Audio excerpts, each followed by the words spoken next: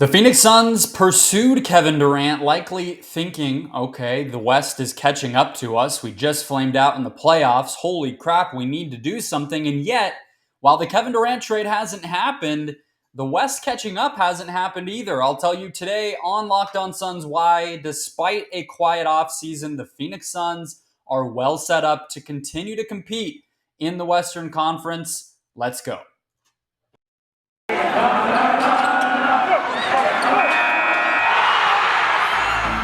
You are Locked On Suns, your daily Phoenix Suns podcast.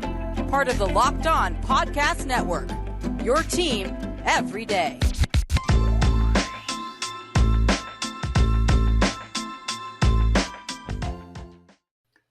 We are back. This is Locked On Phoenix Suns. We are part of the Locked On Podcast Network, and I'm your host, Brendon Kleen, a credentialed media member covering the Suns for the past 5 seasons and a writer at Suns.com and Dime Magazine.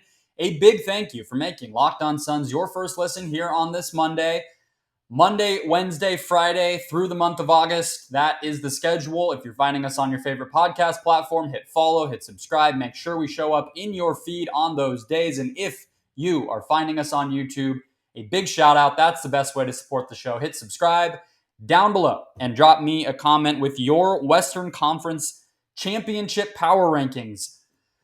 After part of the way through the offseason, it feels impossible to call the offseason complete, but we are almost in mid-August now, so we are in limbo. But with all of that said, I do think we can still zoom out and look at this conference a little bit. I'll give you my winners and losers from free agency in the West. I'll give you my power rankings of who might win the West. But where I think we need to start is with the narrative around the Suns, okay? Because, again, we knew they would try to do something fairly big this offseason with the DeAndre Ayton contract looming, and also based on what's happened the past 2 offseason or postseasons, right? Losing in disappointing fashion, I think it's fair to say. But the narrative coming out of all of that is that the Suns have been solved, right? You hear that word a lot, or that they've kind of been figured out, whatever you want to say. That's been what I would say almost everybody has seemed to think. I probably have even agreed with it or said it myself on this show, but I actually am here today to say that it's not true at all, okay? We've talked a lot about what needs to get better, and I'll explain why I do think they still need to do something, even if they don't get Kevin Durant. I still am on board with get more talent, and I'll get to that later. But let's start with the 2021 finals, okay? Because in games 4 and 5 of that series, across both of those games, 96 minutes of basketball, the Suns only had 2 other players who scored 20 points in either of those games, aside from Book, okay? And they were actually both in Game 5. No one scored 20 points aside from Booker in Game 4. In Game 5, both Crowder and Chris Paul did because it was just a higher scoring game. But still, not a lot of help, not a lot of offensive firepower going on, low assist totals, and yet Booker goes for 40 plus in both of those games, and the Suns lose by a combined 10 points. 6 point loss in Game 4, 4-point loss in Game 5. You could even extend that to Game 6. I believe that was a 10-point loss. Booker was not himself. Paul had a strong game, but that one was still close as well, right? What I think that series taught us is, okay, they need a little more off the bench. That was clear. By Game 6, they were just 5 and 6. They got nothing off the bench. But also, the threes were still mostly going in, and they were generating a decent amount of them. Not enough, but a decent amount. The defense was still mostly solid. They didn't, obviously Giannis was getting his, but it wasn't as if the Bucks had a 140-point game or something like that, right? The defense was able to keep them mostly in it, didn't fall apart. And the turnovers were low, right? So with at least one of those things, but if not all of those things happening, the Suns can be very competitive with Booker in isolation mode. Again, low assist totals, not a lot of other players stepping up as scorers or creators especially, and yet the Suns were winning games because Booker was going off. That's the lesson from those finals to me. What was different in the Dallas series? Because the narrative was the same. Oh, this is more evidence the Suns have been figured out in the playoffs. They can't keep going into the postseason with this same recipe. I agree with the recipe part. I don't agree with the idea that they've been figured out, okay? Because in the Dallas series, let's just look at games 6 and 7, because I think those are really the problems. Games 3 and 4, they had the foul trouble, the turnover strangeness. Game 5, they blew out the Mavs. So really it was game 6 and 7 to me where you start to be like, okay, this was a major failure. In game 6, those three things did not happen that I laid out from the Milwaukee series, right? So the Suns were only 6 of 18 from deep in game 6. They had 22 turnovers, and the Mavs put up a 123 offensive rating. So shots did not go in, turnovers did not stay low, and the defense was not tight, right? In game 7 against the Mavs, which was the obviously, major blow up, whatever you want to call it, the Suns were only 12 of 34 from deep, so you like that they generated more, but only making 12 threes is just, it's a low number, right? And then the Mavs had 138 offensive rating, even worse than in game 6 for the Suns. So when you're not making threes, you're turning the ball over, and you're not playing defense, the idea of the offense being figured out almost doesn't matter. The offense is being set up to fail. And this is a lesson I've had to remind myself of throughout the course of the offseason, because after game 7, I was guns blazing. Booker needs to be better, questioning if the offense can be built around him, all this stuff. I overreacted, because the problem is not that the Suns have been figured out. The problem is that they just need more talent. Okay, they need to be able to do what they're great at. The system that they've built offensively that is pretty difficult to stop, they need to be able to do it more consistently, right? In 2021, Cameron Payne and his presence was so important to all of that. When Chris Paul was on the bench, when he had COVID, when he had the shoulder problem, and, they were made or broken, if you want to say that, by, was Cameron Johnson aggressive? In the first 2 rounds, he was just coming into his own. And then is Mikal Bridges able to make shots? Was he confident taking and making threes? Those were the things that really started to expose the Suns in the 2021 playoffs. In the 2022 playoffs, the talent fell off even more, I think you would probably say, right? Cameron Payne was not himself. JaVale McGee was unable to make an impact. There was no Dario Saric. Landry Shamet didn't step up. Cameron Johnson and Mikal Bridges were inconsistent again. And Jay Crowder couldn't make a 3 for the first series. So, sure, you could hope that all the talent clicks better in 2023. That feels like a little bit of a hope and a prayer. You just need more talent, right? So maybe that's Kevin Durant, but maybe it's just, I've been giving you this laundry list all off season, but it's still the one that I ascribe to. More ball handlers to create open threes for the shooters on this team and take care of the ball better.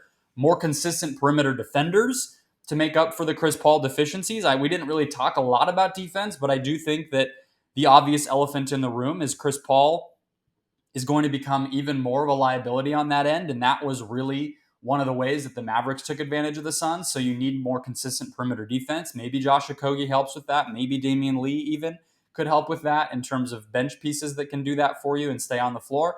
And then more size. And I don't just mean that at center. I mean up and down this roster to protect the rim, match up with bigger, more physical teams, etc. Now, obviously, listing that off, Kevin Durant checks almost all of those boxes. He can handle the ball. He can play a little bit of defense. He is bigger than Jay Crowder at the 4. So Durant's the obvious guy who could make a lot of this stuff go away. But even if you don't get him, you need to get some of these things figured out. If there's anything for the Suns to be nervous about, understanding that I do think they're still going to be incredibly competitive as a team in 2023, it's that the Suns haven't improved their talent much at all this offseason, right? Again, they did not do that yet. That's something to be concerned about because they do need to do it. But other teams didn't either. And I'll give you my 2022 offseason winners and losers from the Western Conference next. But first, today's show, guys, brought to you by Built Bar. If you haven't tried Built Bar Puffs yet, you are depriving yourself of one of life's greatest joys. And there's a new flavor. Delicious, indulgent cookie dough covered in chocolate. That's right, Built has done it again. It's been a little obscene. It's been a little grotesque how much I have been devouring these Built Puffs, and I'm not lying to you guys. I see your comments on Twitter and even on Instagram. Those of you who have found me on Instagram who ask, are they really as good as I say? Yes, I don't exaggerate this stuff. I love them. I have them this week as I've been going through my sample to tell you guys about the delicious cookie dough chunk puff. I've been eating them every morning before I work out, maybe before I head to work as part of my breakfast, whatever it might be. They are delicious. They have chunks of cookie dough. They have almost like a saltiness to them, like a cookie dough would, before it's been baked, and you can really taste that salt. It's delicious. Only 160 calories, but packed with 15 grams of protein. You are going to love it. Cookie dough chunk puff. Grab yourself a new Built Bar delicacy today. Built.com, promo code LOCK15, 15% off your next order. That's promo code LOCK15 for 15% off at Built.com. Coming back here with my winners and losers from NBA free agency in the Western Conference. We'll start with winners because the losers are the bigger point here. You'll understand what I mean in just a second. The winners are mostly in that 8 to 10 range, maybe the 6 to 10 range.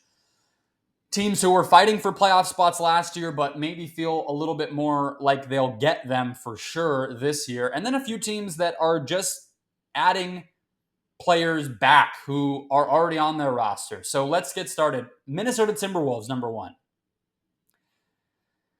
And it feels like I need to highlight here, I'm not talking about that they made the most value-based transactions and they're the team that's going to get an A-plus rating from Kevin Pelton on ESPN Plus, or that all the other GMs in the league are going to be salivating over what they accomplished this offseason. I am talking about winners and losers from the perspective of competing in the Western Conference, competing to win the Western Conference, and that's why I start with Minnesota. They raised their floor immensely with the Rudy Gobert trade. You can criticize the loss of depth. You can obviously criticize the draft picks. And I talked about this last week that I don't think using the Gobert trade as a starting point in future negotiations is going to be a smart strategy from other NBA GMs. I think that was a one-off. But in the meantime, the Minnesota Timberwolves are going to be way more competitive. They have an all-NBA caliber player they just added to their roster who is going to turn their defense into something way better than it has been, right? So, of course, they're a winner in that regard. Portland Trailblazers, number two. They kept Damian Lillard, obviously, first and foremost, but they also got a little bit more versatile with the additions, in particular, of Jeremy Grant and I almost said Elfrid Payton. Gary Payton, the second. Jeremy Grant, I think, is going to be somebody who they've been missing for a long time. They've had 3-and-D forwards. They've had forwards who are mostly only defense, but they've never had players who can do both and score and actually make an impact on the game in a major way. This is not Mo Harkless or Al-Farouq Aminu or Robert Covington even. This is Jeremy Grant, who really can create offense for himself and be another scorer next to Dame at a position of need. And then Gary Payton, I just think, is going to be a really nice backcourt partner. Those guys are both going to be closing games for Portland, and I think they're going to be, well, a lot better for sure than they were last year, but, maybe something closer to what they had been for a while. The Sacramento Kings, I think, are a winner too. They added a lot of impact players. They're going to be mostly an offensive team. I don't think there's somebody the Suns need to worry about, but I wanted to mention them. And then last but not least, the returning star trio here. And by that, I mean the Pelicans, the Clippers, and the Nuggets. Those are teams who are getting better, much better, probably, just by way of getting their guys back. Injured stars who missed most or all of last season. Zion Williamson, Kawhi Leonard, Jamal Murray, Michael Porter Jr. These are three teams who I think will probably be in the mix for the top six, if not locks for the top six in the West, and be able to avoid the play-in game. And they're only getting to that tier just by getting players back. So that's my winners. My losers are far more interesting because I have the other. So the Suns were the number one seed in the West last year. I have all 4 of the other teams in the top 5 in the Western Conference as losers. Starting with the team that just knocked the Suns out in the playoffs, the Dallas Mavericks. They lost Jalen Brunson, of course. That was the biggest free agency move of the offseason in terms of a literal free agent. And they didn't really replace him. They also took a big swing on Christian Wood, which I kind of like. I think he's a really interesting weapon for Luka Doncic to utilize, kind of a better Maxi Kleber on offense. But they were a team that was really, Luka, threes, and defense. That was their recipe to get to the Western Conference Finals, to beat the Suns. And Christian Wood doesn't fit into the defense part of that. He's never been a plus defender on a good defense in his career. He's somebody who seems like he's going to be playing the 4 and the 5. He's one of those tweener types that isn't great at either position, doesn't necessarily match up well in either of those positions. So maybe Dallas will have a better regular season if Luka's in shape and Christian Wood can put up numbers, but I don't think they're in a better position now to win the West than they were at the beginning of the offseason. The Golden State Warriors are another loser. Now, I want to give the caveat on this one that they didn't lose their best players, right? So if you go into next season with the best versions of Curry, Draymond, Clay, Wiggins, Looney, you're going to be a championship contender. And I'll get to their power ranking to close the show, and you'll see what I mean by that. But I do think that they got worse, even if they're still a bona fide championship contender. I think they still got worse. They lost 3 rotation players, 2 of whom were, in their top 6 in the finals, Otto Porter and Gary Payton, plus Nemanja Bjelica. Those are 3 guys who were getting minutes throughout the playoffs, and 2 of them were getting minutes oftentimes to close games as late as the finals. That doesn't get replaced easily, right? They can bring back Andre Iguodala. I don't care. They're going to need these young guys to step up. Maybe that happens, but you have to feel a little bit hesitant about it until you see it. They did add Dante DiVincenzo. I think he's just a depth piece. I don't see him closing games. He doesn't really replace what Peyton and Porter were, so I think he'll be good. Don't think it changes much for them. Memphis Grizzlies are also a loser. I think this one's pretty obvious. They lost Kyle Anderson and DeAnthony Melton in free agency and trades. They lost Jaren Jackson for a portion of next season due to injury, and they did not replace any of those players with established veterans. They replaced most of those pieces with young players. They are counting on young guys stepping up, whether that's their number 10 pick from Stanford, whose name I'm blanking on, Zaire Williams, or Xavier Tillman, or Brandon Clark. We don't know who it'll be, but they're relying on those young pieces to improve. Otherwise, they're going to be worse next year, and they might just be worse anyway. And then obviously to close this one out, the Utah Jazz. Biggest loser in the entire offseason. They've already lost Gobert. It seems pretty likely they'll lose Donovan Mitchell. We'll see what the end trade ends up being. But even if they don't trade Mitchell, they've made no attempt to replace Gobert or improve the rest of this roster. They also traded away Royce O'Neal for basically no reason. They lost Daniel House. They are not looking to be all that competitive this upcoming season. And that's a team that's been a top 4 or 5 team for years and years and years. They were the team that was the only team above the Suns in the West standings in 2021, right? So getting them knocked out of the playoff race next year would be a really big shift. The bottom line with all of this is the Suns are in a perfectly fine place to stay in the upper tier of the West based on the other teams around them just frankly getting worse or having more question marks. They still have a path to make the finals, a pretty clear path without Durant next year, if they can improve some other components of their roster. So, we've talked about who won and who lost. We've talked about why I'm still optimistic that the Suns will be right back where they have been. With all that said, let's get to my rankings, my power rankings of likelihood to win the Western Conference. I'll tell you what BetOnline has as the odds, and then I'll tell you my personal rankings coming up after a quick break.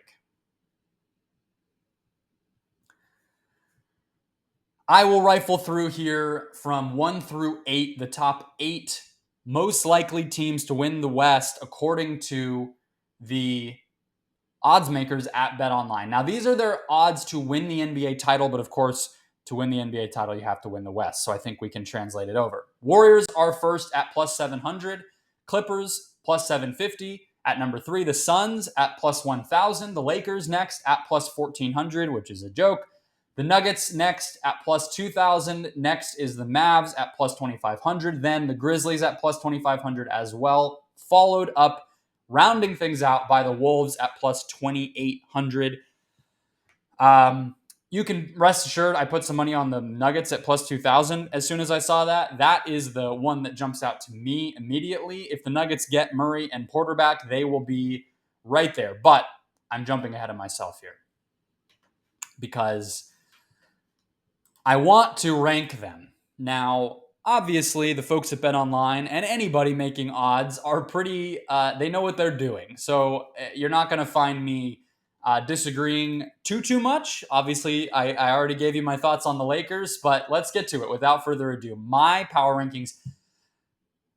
Hold that thought. I actually have one more caveat here. I'm catching myself because I don't want anybody listening to think that I am forgetting that I already did a version of this where I had the Suns a little further down than I do now. But I want to remind you, this was before free agency, before the offseason happened, right? So, keep that in mind, all right? I think I had the Suns considerably lower than I do now, and I think I had the Clippers considerably higher among other teams. But let's get to it. Number 1, I do have the Warriors. Again, if their top 5 is healthy, I feel really good about them. And their young players I like their young players. So while I'm a little skeptical, you just have to be, that a championship team is going to have so much of its rotation filled out by pretty unproven players. I like Jonathan Kuminga. I like Moses Moody. I like James Wiseman. So I believe that those guys can compete. Plus, the veterans are so good that they have to be there. Number 2, I have the Suns. I thought about putting the Clippers here, but after reading some of your comments the last time I put the Clippers there, plus just thinking about it today, and the fact that they didn't do a ton in the offseason, now their roster's stacked, so I don't know if they needed to. I'm not super high on the John Wall idea. I don't think his best play style is the same as, the best play style of a guy like Kawhi Leonard necessarily, so I do have some skepticism there. So I knocked them down. I have the Suns at number 2. That's probably where, we would have had the Suns heading into last season.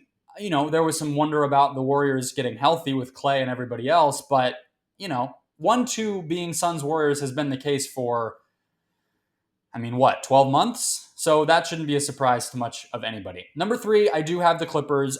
I think of the teams who are getting their players back, basically the Clippers and the Nuggets, I just trust the Clippers' star talent more. Jamal Murray, really special player. He's done it in the playoffs, but he's never done it in the later rounds of the playoff series, right? He is just not somebody that I value as highly as I do Paul George or Kawhi Leonard. I definitely don't value Michael Porter that high yet. So I have the Clippers 3, but I do have the Nuggets right behind them at 4. The 5th, I actually went back and forth. I thought about putting Minnesota here, but I just think the infrastructure of John Morant plus Jaren Jackson whenever he does get healthy, even if it's not till maybe the first of the year next year. Plus, Steven Adams I like. I still think some of their Desmond Bane, some of their depth talent is still there and still very good. I can't knock them too far. 6th, I did put Minnesota. Talked about them quite a bit already. I put Dallas all the way at 7 in terms of their likelihood to win the West. Maybe that's stupid to put them behind Minnesota or even behind Memphis, because obviously you would take Luka over the best players on those two teams, but you can't win it alone. And I thought they had finally learned that lesson by getting some depth, by having a guy like Brunson step up. And then what did they do? They turn around, they let Brunson walk. They don't keep adding the same types of players like Bullock or like Dorian Finney-Smith. And instead they add this guy in Christian Wood, who's just not the same type of player who they just had one with. Not to say it can't work, but I think there's a lot more skepticism there and questions going into the season. So I put them at 7. And then number 8, I don't have the Lakers. So I have a team stepping into the top 8 that's not in BetOnline's top 8. and that is the New Orleans Pelicans. I don't think it's crazy to think of them as a genuine contender to make the conference finals. And then from there, an injury goes the right way, or the team really just clicks at a high level, and you're cooking with fire a little bit. So I think right now I have the Pelicans there. I mean, they were pretty close to making the second round last season. They I think eventually lost because they just didn't have the depth of talent and the know-how that the Suns had.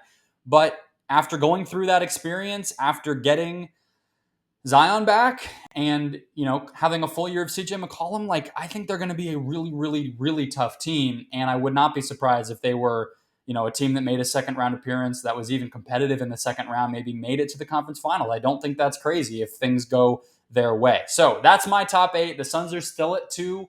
I'm not factoring in, they're going to get Kevin Durant when I say that. I think this version of the Suns, with a couple of smaller moves that they could make during the season or even prior to the season starting, during training camp or something like that, I think that team could still be right up there. Maybe that's crazy. Tell me in the comments below. And I'm looking forward to seeing how it all plays out. Of course, we all are. That'll do it for today's show, guys. Hopefully getting you a pretty cool guest on Wednesday. We'll see how that all goes. And then Aaron Edwards to close out the week on Friday. That'll be the schedule as we make our way through August. A big thanks for making Locked On Suns your first listen, though, here on this Monday to start off your week. Now, go make Locked On NBA your second listen, where I am also a guest to get caught up on all things around the association.